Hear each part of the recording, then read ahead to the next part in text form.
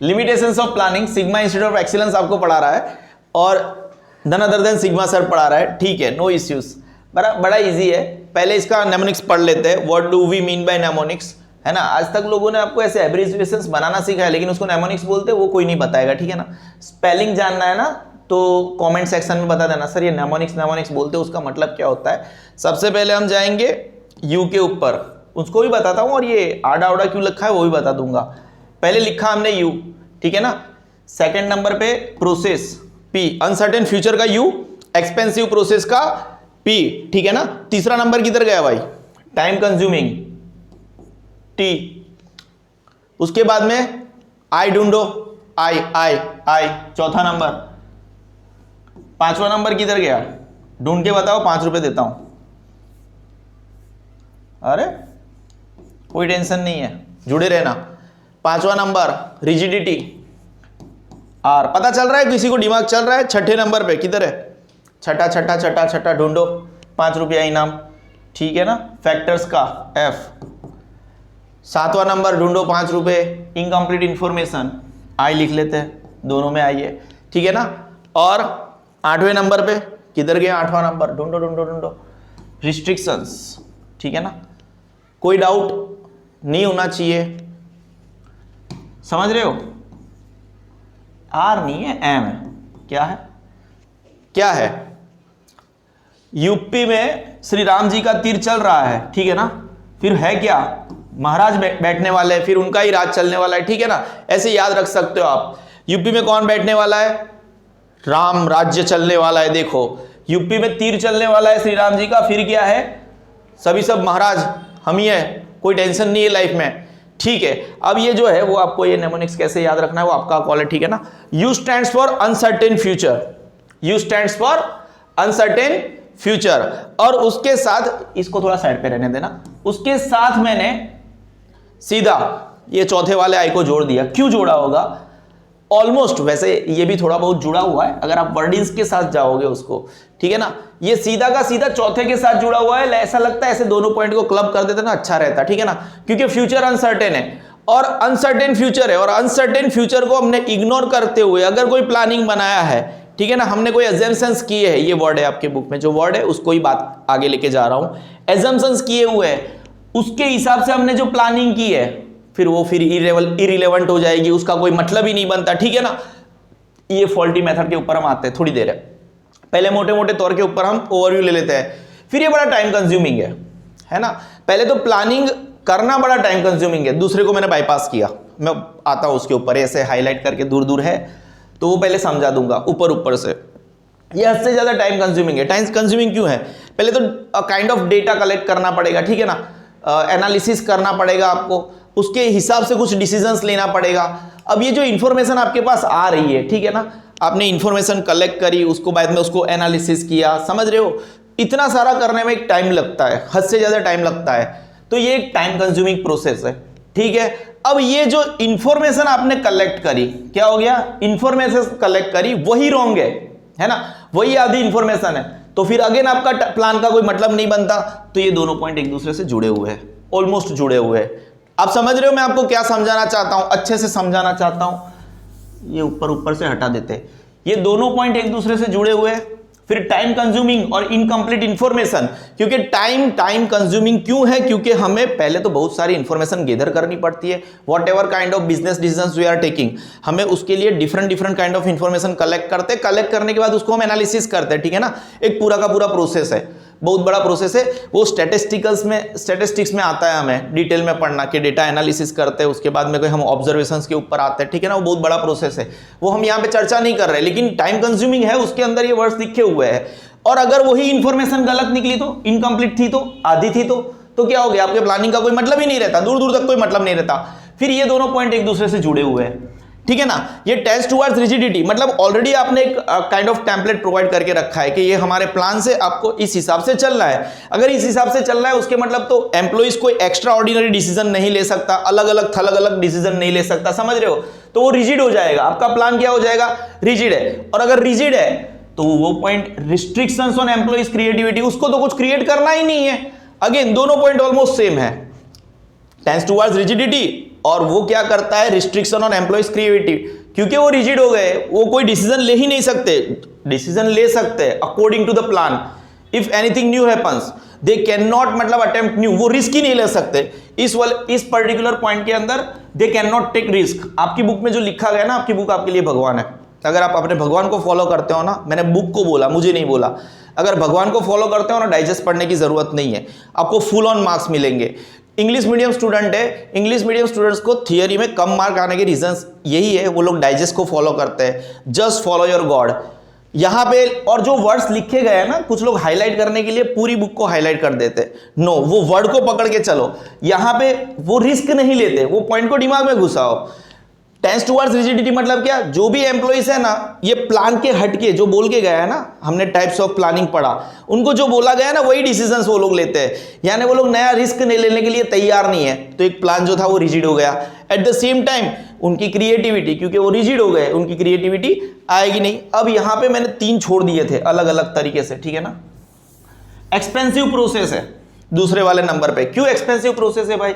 यार प्लानिंग करने के लिए आप किसी गरीब को तो उठा नहीं लोगे जो रास्ते पे भीख मांग रहा है। अगर आपका बिजनेस जितना बड़ा है उस लेवल का मैनेजर आप हायर करोगे डिसीजंस लेने के लिए, तो ये थोड़ा एक्सपेंसिव प्रोसेस है। फिर अनसर्टेनिटी ऑफ एक्सटर्नल फैक्टर्स, बाह्य परिबल क्या काम करते हैं। आपने कोई बिजनेस स्टार्ट किया, पड़ोस में आपका कॉम्पिटिटर आ गया, न्यूमरस थिंग्स, हम लाइन टू लाइन पढ़ते हैं हमारे क्वेश्चंस को। फिर यूज ऑफ फॉल्टी मेथड्स, अब आपने कोई स्टैटिस्टिकल टूल, आपने प्लानिंग करने के लिए कोई statisticals, as far as I am concern I am using your book language, अभी कोई आपने मैथमेटिकल टूल अप्लाई किया है जिसकी वजह से आपने फ्यूचरिस्टिक एनालिसिस किया है, अब वो आपका टूल ही खराब था, आपका जो मेथड था, जो आपने फ्यूचरिस्टिक एनालिसिस करने के लिए जो टूल यूज किया, ये जो टूल वर्ड्स है ना, देखो आप 12th स्टैंडर्ड में, आपको पता है मैं कौन से लेवल पे जा रहा हूँ, आपको इंस्टाग्राम पता चलता है, आपको एल्गोरिदम्स पता चलता है, बहुत सारी चीज़ें पता चलती है, तो आपको पता है eight which level I am talking about, you know. तो ये आपका है। हम इसके नेमोनिक्स को कैसे याद रखेंगे? यूपी यानी अनसर्टेन, ठीक है ना, प्रोसेस तीर, ठीक है, TIR टाइम कंज्यूमिंग है, हम उसमें लाइन टू लाइन गए, इरिलेवेंट है 5वें नंबर पे, वो रिजिड है, ठीक है ना, FIR 6ठे नंबर पे, फैक्टर्स है, I 7वें नंबर पे, इनकम्प्लीट इंफॉर्मेशन दोनों आई है, R 8वें नंबर पे है, रिस्ट्रिक्शंस ले लो, एंड मेथड्स वो आपको ही करना है, आपको अपने तरीके से सेट करना है। तो मेरा there is no rule that आप मेरा यूज करो, हम इसको ऐसे ही छोड़ के हम हमारे बुक के ऊपर चले जाते हैं, टेक्स्ट बुक के ऊपर। ये मतलब टाइप्स ऑफ प्लानिंग में हमने थोड़ा लंबा इन डिटेलिंग में बहुत ज़्यादा रिपीटेड करके पढ़ाया था। ये एक काइंड ऑफ मगज में सेट करना है, इतना रटने की ज़रूरत नहीं है, सिर्फ 9 पॉइंट याद रख लो, और अगर ये क्वेश्चन 5 मार्कर में आ जाए, आपसे लकी कोई नहीं होगा। आता है वैसे, IMP क्वेश्चन है ना।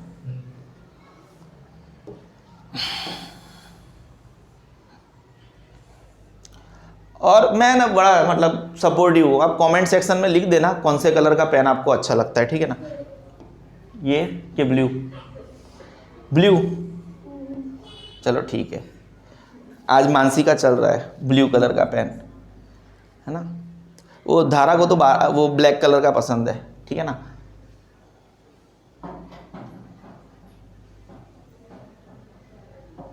लिमिटेशंस, यार ये तो मतलब घिसा पीटा लाइन है कि वो प्लानिंग का कोई भी क्वेश्चन आता है, पूरी बुक में कहीं पे भी कुछ भी लिखा है ना, BA की बुक में मतलब यूनिवर्सल ही लिखा है, ऐसा लगता है मतलब ऐसे फिजिक्स में आ गए हो। Planning is a universal process, हर जगह पे घुस जाते हैं ये लोग, ठीक है ना। None of the fields can work without planning, कोई भी फील्ड प्लानिंग के बिना नहीं लगती, एकदम घिसी पिटी लाइन है ना। Planning is a guiding factor, ये बढ़िया है, प्लानिंग आपको गाइड करता है, लेकिन हम लिमिटेशंस की बात कर रहे हैं, पॉजिटिव बातें नहीं करनी, ये तो पॉजिटिव बातें की बात कर रहे हैं, है ना। विच इज नीदर परफेक्ट, अब आए मुद्दे पे ये लोग, अब क्या बोलते हैं ये लोग, मुद्दे पे अभी आए, गाइडिंग फैक्टर जो ना तो परफेक्ट है ना तो इम्परफेक्ट है, वो क्या है, ना तो परफेक्ट है ना तो इम्परफेक्ट है, क्या ही बोलना चाहते हैं। As per critics and experts, जो लोग क्रिटिक्स होते हैं, जो एक्सपर्ट्स होते हैं, होशियार लोग होते हैं, हमसे भी शायद होशियार होंगे, the limitations of planning are as follows, हमें नेगेटिव बातें करनी है, पॉजिटिव बातें नहीं करनी है ना। थोड़ी मिनट्सों के लिए हम नेगेटिव हो जाते हैं, बाकी तो हम तो देखो सिग्मा सर तो प्रचंड पॉजिटिव है ना, ठीक है ना, प्रचंड पॉजिटिव, समझ रहे हो। अनसर्टेन फ्यूचर, जैसे कि हमने फ्यूचर की बात करी, तो फ्यूचर के लिए हम एजम्पशन मारते हैं, फॉरकास्टिंग करते हैं, क्या करते हैं, planning is based on assumptions, assume करते हैं ना, एकदम अज्यूम करते हैं, ठीक है ना। कोई भी जैसे अभी कोरोना आ रहा है, ठीक है ना, जा रहा है, कभी नहीं आ रहा है, जैसे जस्ट एग्जांपल दे रहा हूं। कोरोना आ रहा है तो मास्क वाली फैक्ट्रियों को मजा आ जाएगा, मास्क छापो, है ना, बहुत कोरोना आएगा, मजा आ जाएगा। तो सब अपना अपना काम करते हैं, उसके हिसाब से प्लानिंग करते हैं। तो प्लानिंग हमेशा एजम्पशन और फोरकास्टिंग के हिसाब से चलता है, ठीक है ना। AF which is made for the future. Obviously planning हम पास्ट के लिए थोड़ी नहीं करते हो, मैं पास्ट में जाके ये करेगा, टाइम ट्रैवलिंग चल रहा है क्या, nonsense. Planning is based on assumptions and forecasting which is obviously made for future. अब ये बंदों को ये लाइन पता नहीं चलती है, ठीक है ना, सुसाइड बनता है। Therefore assumptions are not fully correct. और नेगेटिव बातें करनी है, नेगेटिव अभी थोड़ी देर के लिए 10 मिनट के लिए प्रचंड नेगेटिव बन जाओ। क्या बन जाओ, नेगेटिव बन जाओ। ये जो एजम्पशन है वो कभी भी सही नहीं हो सकते, है ना, फुल्ली करेक्ट नहीं हो सकते। हाँ होता है, ठीक है। जैसे हम 14 फेब के लिए प्लान करके बैठे आ ही रहे हैं ना, 1 महीना बाकी है, कि जैसे प्रचंड नेगेटिव लोग कि ऐसे गुलाब दिया तो वो ले लेगी, नहीं, गलत भी जा सकता है ना। 10 लड़कियों को देंगे तो 2 लड़कियां ले लेगी, 8 नहीं लेगी। तो एजम्पशंस ऐसे मतलब करेक्ट नहीं भी जाते, करेक्ट जाते भी है। Therefore assumptions are not fully correct, not fully correct, समझ रहे हो, आधे करेक्ट हो सकते हैं। अनसर्टेनिटीज भी होगी, है ना। Uncertainties prevail in planning as it is related with future. अब फ्यूचर है तो प्रिवेल मतलब होना, ठीक है ना, क्योंकि हम फ्यूचर के साथ जुड़े हुए हैं, प्लानिंग फ्यूचर के लिए करते हैं, तो अनसर्टेनिटीज को होना लाजमी है, ठीक है ना, समझ रहे हो। तो आपका जो अनसर्टेन फ्यूचर है, आखिरी में वही लाइन लिख दी ना कि अनसर्टेनिटीज को होना लाजमी है, समझ रहे हो। कैसे भी करके आखिरी में जाके हम इस वर्ड को पकड़ के लेके आए, ठीक है ना। सिर्फ 3 लाइन लिखनी है, अच्छे से मार्क्स लेने। Planning is based on assumptions and forecasting, है ना, और जो फ्यूचर के लिए बनाए जाते हैं, विच is made for the future, but future is तो कैसा है, अनसर्टन। 2 बार आपने इस मेन वर्ड को डाल दिया, ये तो मतलब ऐसे ही, मतलब इधर से ही उतार दिया, बट फ्यूचर इज अनसर्टन, है ना। हाँ सही बात है, future is uncertain, therefore assumption are not fully correct. Assumptions कभी भी करेक्ट नहीं होते, ठीक है ना। आखिरी वाला लाइन वापस अनसर्टेनिटीज को लेके आ गए। Uncertainties prevail in planning, planning के अंदर अनसर्टेनिटीज प्रिवेल करती है। क्यों, as it is related with future, क्योंकि वो फ्यूचर के साथ जुड़ी हुई है। नेक्स्ट वाला, इट इज एक्सपेंसिव प्रोसेस। मैंने जब स्टार्टिंग में शायद 10-1 मिनट का जब भाषण दिया ना, उस भाषण में मैं सब कुछ कवर कर लेता हूं। उसमें मैंने बताया था ये एक्सपेंसिव प्रोसेस है। वो वाले वर्डिंग को मुझे आप याद करके बताओ क्यों वो एक्सपेंसिव है। क्योंकि हमें धंधे के हिसाब से एक्सपर्ट्स हम हायर करते हैं। एक्सपर्ट्स वर्ड आया वहां पे, मैं ये वर्ड नहीं बोला था। Experts have to be engage for planning function. Planning करने के लिए एक्सपर्ट चाहिए। हम किसी भी राह चलते को नहीं उठा के लेके आते कि हमें बिजनेस में ये प्लान करना है, हम बताओ कि हम कौन सा डिसीजन ले। तो expert have to be engaged for planning function. अब ये लोग क्या, ये यार देखो एक्सपेंसिव है, आपको यहां पे लिखना है। अब ये जो एक्सपर्ट्स को आपने हायर किया, तगड़ी फीस चार्ज करेंगे, दे आर चार्जिंग तगड़ी फीस, है ना। ऐसे मत लिखना तगड़ी फीस, है ना, आपका वो आंसर सीट है ना, मतलब पूरे मीडिया में वायरल हो जाएगा। Moreover the framing of plans require time, वो नीचे है, टाइम कंज्यूमिंग। जो framing, moreover framing of plans require time, energy भी जाएगी, मनी भी जाएगा।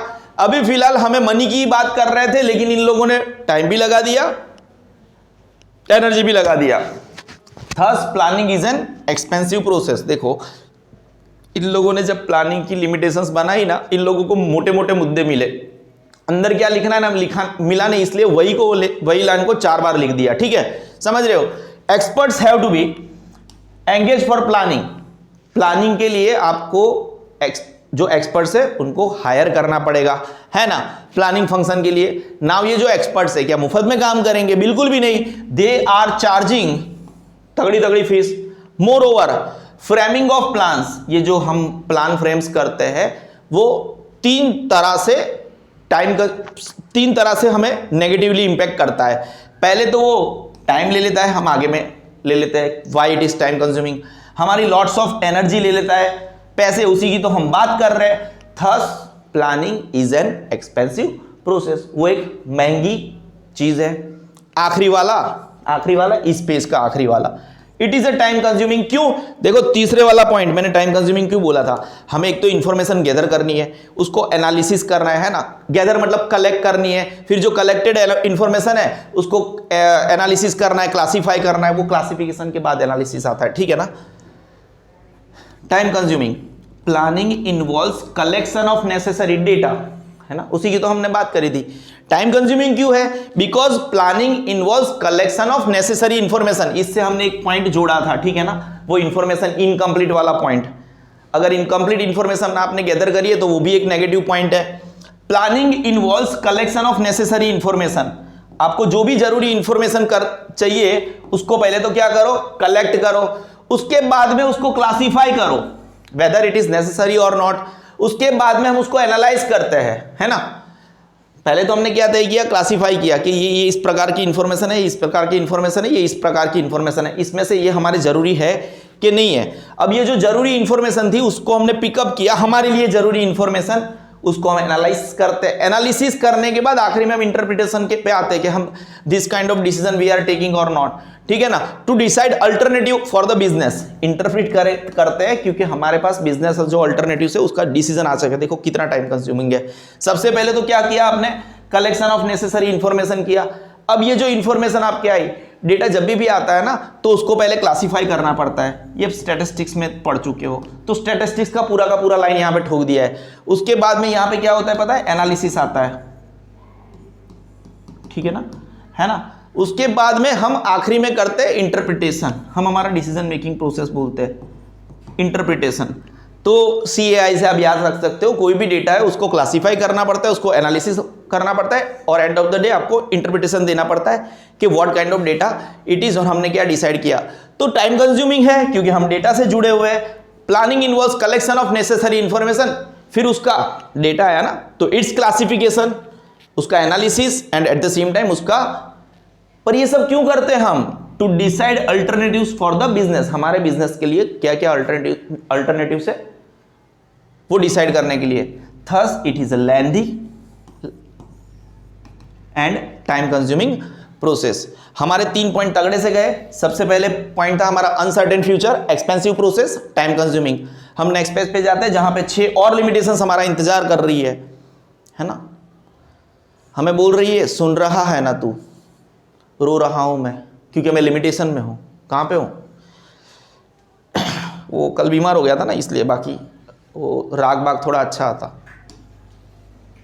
आगे बढ़ते हैं, कोई डाउट नहीं है? पानी है क्या यहाँ पे? नहीं है थोड़ा पी लेते।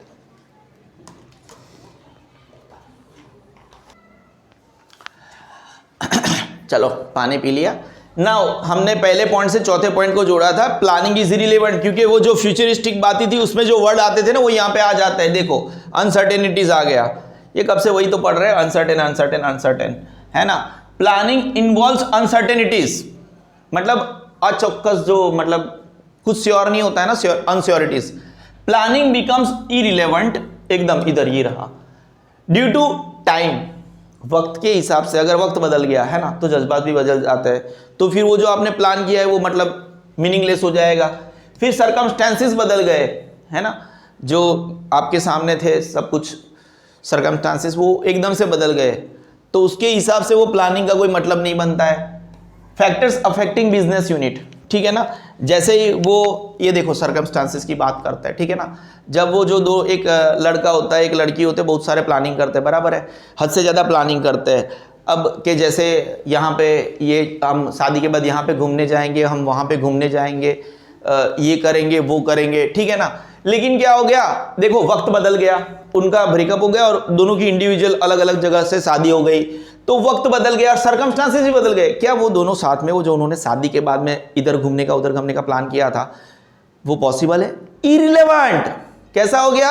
एकदम इररिलेवेंट। प्लानिंग एकदम, इनका जो प्लानिंग था धरा का धरा रह गया, है ना, एकदम इररिलेवेंट।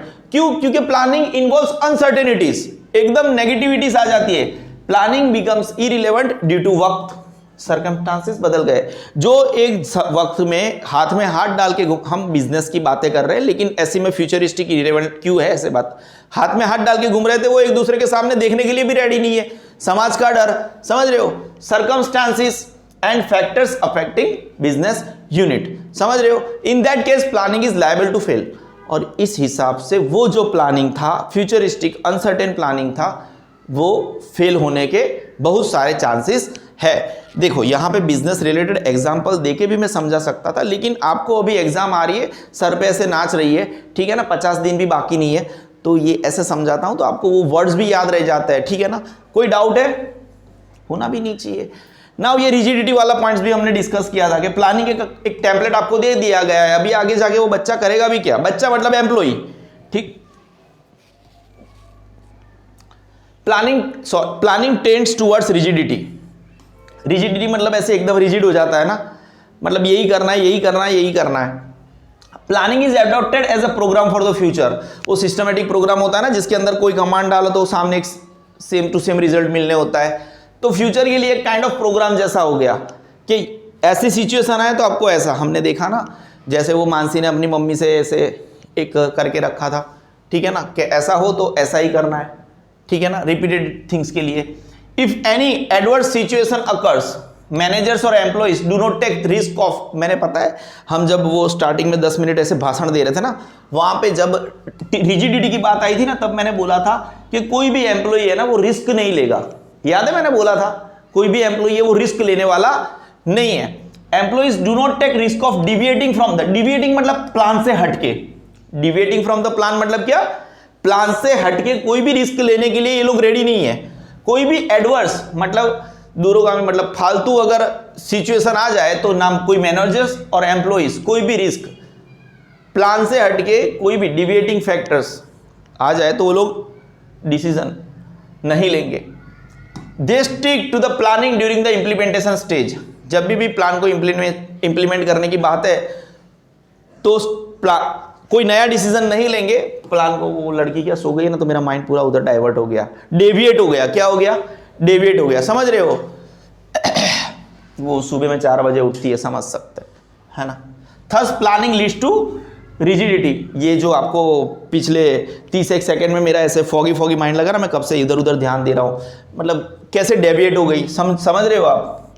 ये मैं एक बार मतलब पूरा का पूरा उसका प्लान था, समझ रहे हो ना, कि पूरा वीडियो देखना है, समझ रहे हो? सर के साथ तो पढ़ूंगी ही पढ़ूंगी, ठीक, नाम नहीं बोलूँगा, फेमस हो जाएगी तो उसका पूरा प्लान था, और घर पे जाके वीडियो भी देखूंगी। लेकिन क्या हो गई, अपने प्लान से पूरी डेविएट हो गई, जो उसको नहीं होना था। उसको क्या करना था? रिजिड रहना था। क्या करना था? रिजिड रहना था, क्योंकि वो रूल था एक, समझ रहे हो ना। तो planning tends towards rigidity, but वो डेविएट हो गई। Planning is adopted as a programme for the future. एक प्रोग्राम, मशीन की तरह काम करना था। और कोई भी सिचुएशन, एडवर्स सिचुएशन आ जाए, फिर भी कोई भी मैनेजर को या कोई भी एम्प्लॉय को रिस्क लेने से वो लोग डरते हैं। और वो रिस्क क्यों लेना है? क्योंकि वो लोग रिस्क लेते तो प्लान से डेविएट हो जाते, दूर हो जाते। वो बिल्कुल भी नहीं करना। देखो मैं मेरे लाइन पे वापस आ गया, ऐसा नहीं था, मुझे नहीं आता था, लेकिन वो सो रही थी ना, मेरे को ऐसे जेलसी हो रही थी। They stuck to the planning during implementation stage. Plan को जब इंप्लीमेंटेशन करना होता है तो इंप्लीमेंट करने के वक्त पे वो नया डिसीजन ना लेके अपने प्लान्स को अड़ग रहते हैं। यही इसकी एक खामी है। Thus planning leads to rigidity. और इस पॉइंट को हमने सीधा 8वें पॉइंट से जोड़ा था, ठीक है ना। देखो इंप्लीमेंटेशन वर्ड आया, अब चाहो तो मैं 8वें पॉइंट को पहले ही कवर कर लेता हूं, पहले ही कवर कर लूं, ठीक है ना। 8वें पॉइंट को इसके साथ ही कवर कर लेते हैं। देखो इंप्लीमेंटेशन वर्ड आया था, रिस्ट्रिक्शन ऑन एम्प्लॉइज क्रिएटिविटी। यहां पे भी एम्प्लॉइज ने लिखा है ना, employees do not take the risk of deviating from the plan. Plan से डेविएट होने का रिस्क नहीं लेंगे, तो यहां पे वही हो गया इंप्लीमेंटेशन। ये रहा, किधर गया रे word? Implementation of planning is done by the employees of the business unit. Obviously वो पड़ोसी बिजनेस यूनिट थोड़ी ना डिसीजन लेगा आपके प्लान के हिसाब से। तो आपका जो प्लान है उसको इंप्लीमेंट कौन करेगा? Employee of your business unit. दो एम्प्लॉइज हैव क्रिएटिविटी, उनके पास कोई भी प्रकार की क्रिएटिविटी हो ना, फिर भी वो लोग can not make any changes in planning during its implementation. Thus planning restrict the creativity. देखो आपको एक वो सचिन तेंदुलकर और वीरेंद्र सहवाग का एक वाकया बताता हूं, ठीक है ना। वो एक बार पिच बड़ी खतरनाक थी। सचिन तेंदुलकर ने वीरेंद्र सहवाग को बोला था, देख पिच पहले कुछ ओवर है ना, शांति से बैटिंग करना, समझ रहे हो, और चौका मारने के लिए नहीं जाना है। सचिन तेंदुलकर ने उसको इतना समझाया। देखो ये प्लानिंग था, समझ रहे हो। और वहां पे सामने जो बंदा है ना, हद से ज्यादा क्रिएटिव है, इतना खतरनाक बंदा है। हालांकि वो सचिन तेंदुलकर की इज्जत करता है, लेकिन वो बंदे को बॉल ऐसे दिखता है ना अपने एरिया में, अपने जोन में, तो रुकता नहीं है, क्योंकि वो हद से ज्यादा क्रिएटिव है। ये सीधा चौका मारा, सचिन तेंदुलकर उसके पास गया, भाई हमें अभी नहीं मारना है। उसने बोला पक्का अभी नहीं मारूंगा, इस बॉल पे तो बिल्कुल नहीं मारूंगा। वापस उसके दूसरे वाले बॉल पे उसी के जोन में बॉल मिला, उसने दूसरा मारा। उसके बाद में सचिन तेंदुलकर ने 2 ओवर तक उसके साथ बात नहीं किया था, समझ रहे हो।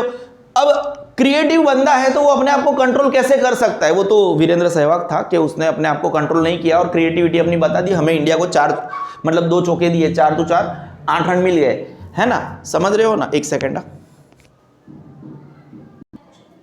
हाँ वो बच्चों बाजू में क्या साथ दिए, ढोलक बोलक आपको आवाज आया इसलिए मैंने पोस्ट किया था। टेंशन मत लो, रिस्ट्रिक्शंस ऑन एम्प्लॉइज क्रिएटिविटी मैंने आधा पढ़ाया था, मैं वापस से देख लेता हूँ, ठीक है ना।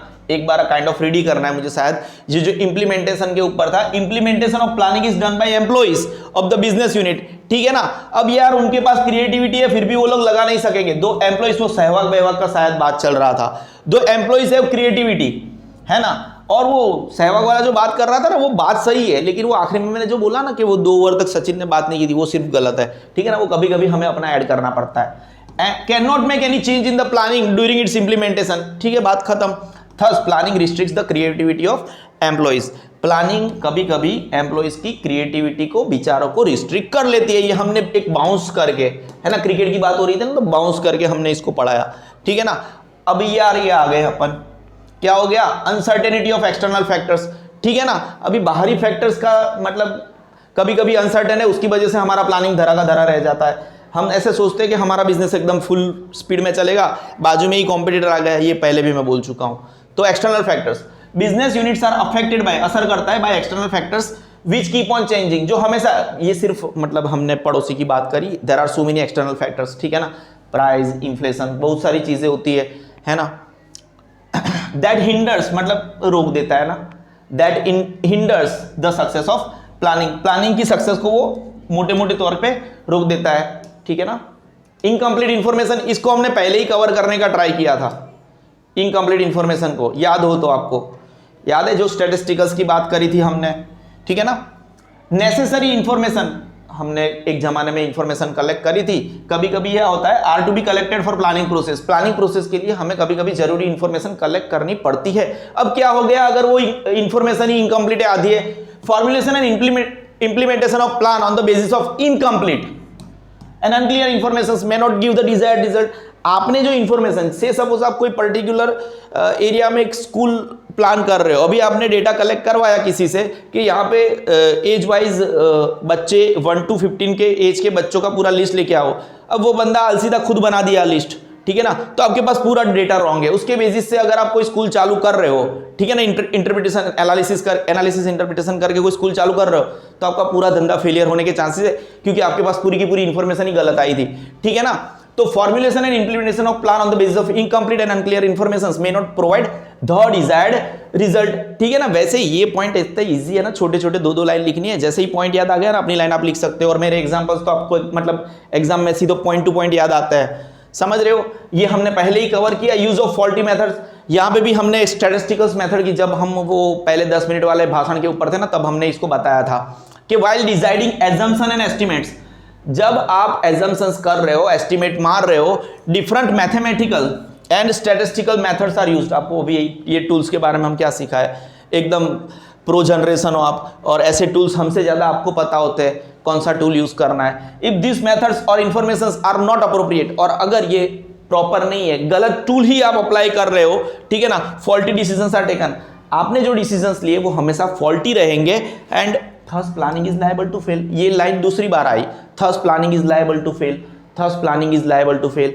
आखिरी में अगर आपने कोई फॉल्टी मेथड यूज करिए, जब आप deciding assumption, while deciding assumption and estimates, अगर कोई आप एस्टिमेशन मारते हो, आपने कभी कभी क्या करना पड़ता है, different mathematical and statistical methods का यूज करना पड़ता है। और अगर ये मेथड ही गलत है तो क्या हो गया, इफ दिस मेथड्स और information are not appropriate, then क्या हो जाएगा, फॉल्टी डिसीजंस आप लोगे, और फॉल्टी डिसीजन से क्या होगा, thus planning is liable to fail. Now इसके अलावा other than this many other factors are affecting planning, like changes in technology, prejudice planner, prejudice of planner. ये प्रिजुडाइज ऑफ प्लानर क्या है, जो प्लान करने बैठा ना वो एक पूर्वग्रह से पीड़ित है। What do we mean by पूर्वग्रह, मतलब पूर्वग्रह तो किसी भी प्रकार का हो सकता है ना, वो रिलीजियस पूर्वग्रह भी हो सकता है, फिर एक चॉइस का पूर्वग्रह होता है, ठीक है ना, उसको पर्टिकुलर एरिया में कोई पर्टिकुलर चीज, पर्टिकुलर एरिया में नहीं, उसको किसी पर्टिकुलर चीज से नफरत है, ठीक है ना, उसको मोबाइल से नफरत है, तो वो मोबाइल रिलेटेड अगर कोई सर्वे में इंक्लूडेड है डेटा निकालने में, तो वो मोबाइल के बारे में नेगेटिव नेगेटिव बातें ही करेगा, समझ रहे हो ना। उसको एक बोलते हैं प्रिजुडाइस, मतलब पूर्वग्रह, है ना, पहले से कोई नेगेटिव ओपिनियन बना के बैठा है, ओपिनियन पहले से बना के बैठा है, तो प्रिजुडाइस ऑफ प्लानर, उसका जो पूर्वग्रह है वो आपको इंपैक्ट करेगा। इग्नोरेंस ऑफ फैक्ट, अगर आपने फैक्ट को ही इग्नोर कर लिया है ना। प्रॉब्लम्स ऑफ लीडरशिप, अगर आपका लीडर ही गलत है तो आपका प्लान तो गलत ही गलत होना है। In spite of it planning allows us to control the change, it is fact that there is no alternative for planning. आखिरी में जाके आपको क्या बताया गया पता है, प्लानिंग अच्छी बात है, प्लानिंग करना चाहिए। लिमिटेशंस ऑफ प्लानिंग बताने के बाद आपको बता दिया गया प्लानिंग का कोई भी अल्टरनेटिव नहीं है, ठीक है। Bye, enjoy yourself.